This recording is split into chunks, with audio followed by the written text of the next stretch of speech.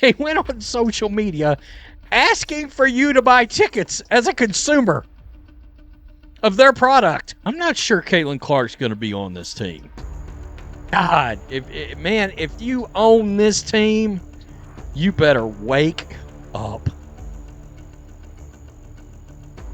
Clark should leave now. You've got the dumbest front office. But here's what nobody is connecting. This is not a sports story. This is a story about what happens when a billion-dollar organization forgets where their money actually comes from. Before Caitlin Clark walked through the doors of Gainbridge Fieldhouse, the Indiana Fever were quietly disappearing. Not declining, disappearing. Attendance was catastrophic. National television? Non-existent. Merchandise? Nobody was buying it. The Fever were, by any objective financial measurement, one of the least relevant professional sports franchises in the United States. And then everything changed. Clark arrived, and within months the Fever became the most watched, most discussed, most valuable team in the entire WNBA.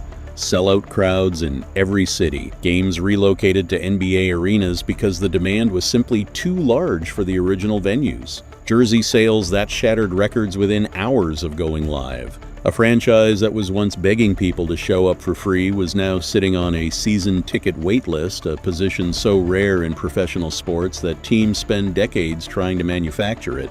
One person, one economic transformation, one undeniable, inescapable business reality. So when the Indiana Fever front office looked at their summer draft board and decided with full knowledge of the implications to use their first-round pick on Raven Johnson, a player who weeks earlier had publicly called Clark's fan base toxic, bullies, and racists. They made a choice, and right now the consequences of that choice are arriving loudly. You have to understand the full history to understand why the reaction was so immediate and so visceral.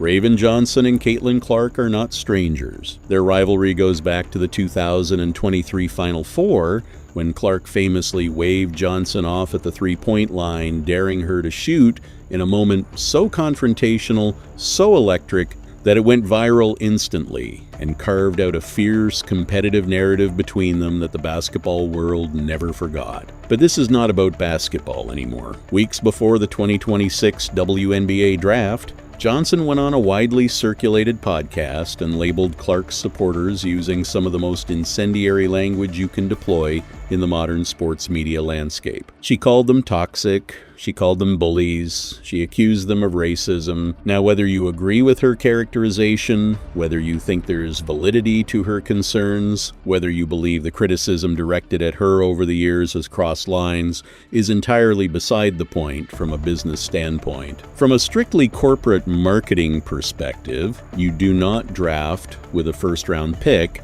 a player who just publicly antagonized the primary consumer demographic funding your franchise's entire economic renaissance.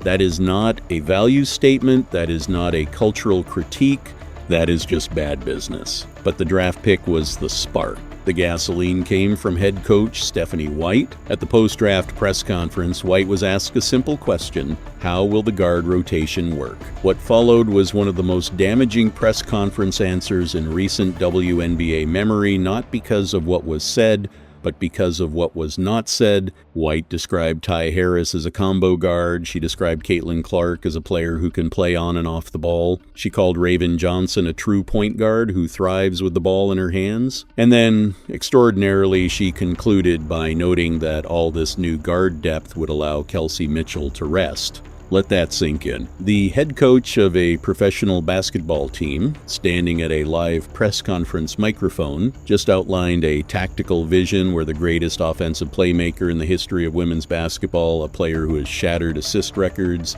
whose court vision is supernatural, whose gravitational pull on opposing defenses opens up the entire floor for everyone else, is repositioned off the ball to accommodate a defensive-minded rookie and a veteran role player's rest schedule. I'd like to see Caitlin Clark be Caitlin Clark.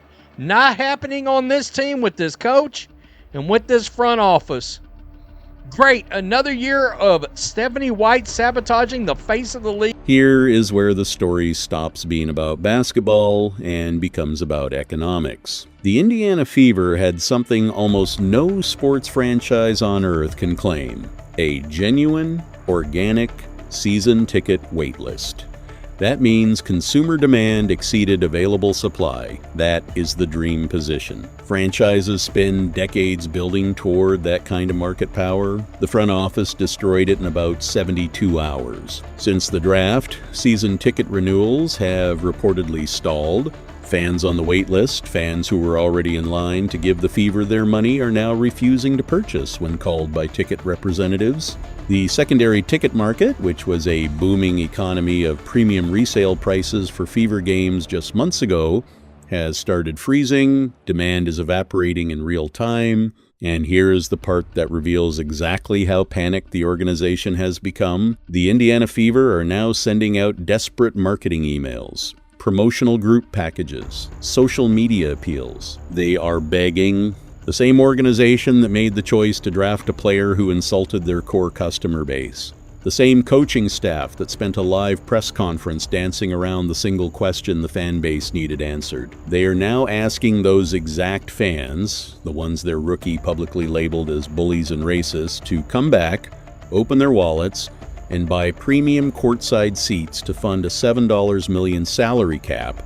They went on social media asking for you to buy tickets as a consumer of their product. The irony is almost too perfectly constructed to be real, but it is real, and it is getting worse by the day. To understand how the Fever front office made this catastrophic miscalculation, you have to understand the nature of this specific fan base. The Caitlin Clark fan base is unlike anything women's professional basketball and perhaps professional sports in general has ever seen.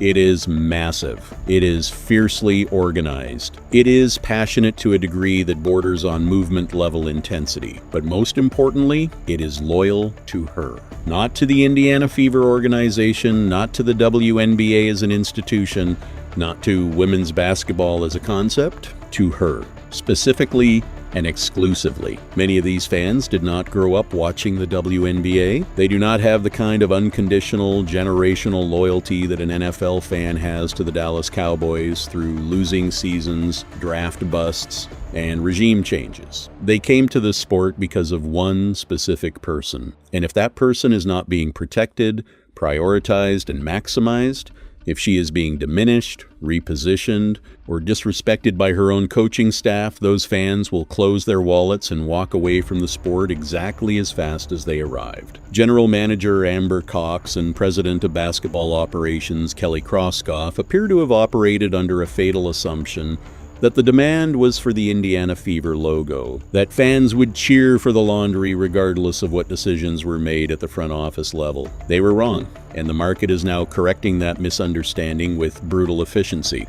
Zoom out, because this boycott does not exist in a vacuum. The WNBA just finalized an 11-year media rights deal worth over $2.2 billion. The collective bargaining agreement was rewritten based on projected future revenues. The entire financial architecture of the league's next decade was constructed on an assumption that millions of people would tune in to watch Caitlin Clark play basketball the way Caitlin Clark plays basketball. Not to watch her stand in the corner, not to watch her run off baseline screens while a defensive-minded rookie holds the ball at the top of the arc, not to watch the Fever play slow, methodical, ball-shared, half-court offense while the most dynamic offensive talent in women's sports history is resting. The broadcasting networks who paid a $2 billion premium paid it for her. And if the Indiana Fever's coaching staff implements a tactical system that sidelines her signature impact, and if the fans respond to that by tuning out, then the networks panic,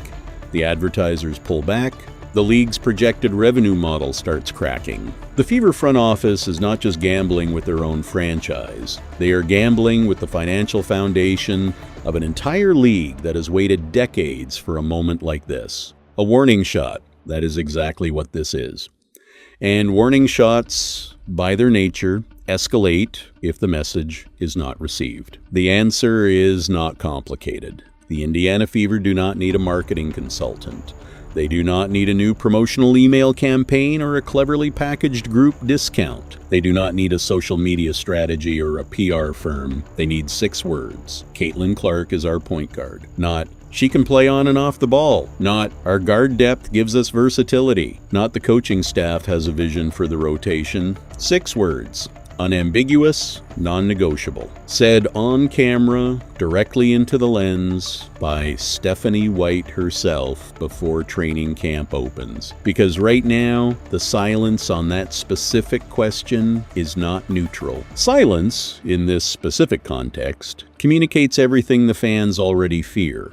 And every day that passes without a clear, direct, definitive answer, the financial damage compounds. The paying fans have already made their choice. They are choosing Clark. They chose her before the draft. They chose her through the controversy. They are choosing her right now by refusing to buy tickets, by abandoning wait lists, by watching the team's secondary market freeze solid in real time. The question is not whether Caitlin Clark matters to this franchise. The data answered that 2 years ago, and it answered it permanently. The question is whether Amber Cox, Kelly Krauskopf, and Stephanie White are smart enough and humble enough to acknowledge what the market has already decided.